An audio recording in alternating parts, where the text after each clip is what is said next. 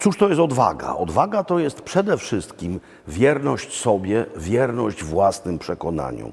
I są takie czasy, bywają takie czasy, kiedy wierność sobie wymaga najwyższych, wręcz niewiarygodnych poświęceń. Tak właśnie było tutaj, w Warszawie, 19 kwietnia 1943 roku, kiedy wybuchło powstanie w getcie warszawskim.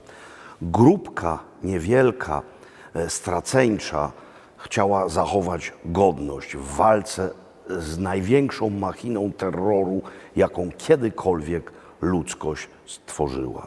Zginęli w większości, pozostali wierni sobie. Pamiętajmy o tym, pamiętajmy o tej rocznicy, przypnijmy sobie wtedy ów symbol tych wydarzeń, czyli kwiat żonkila.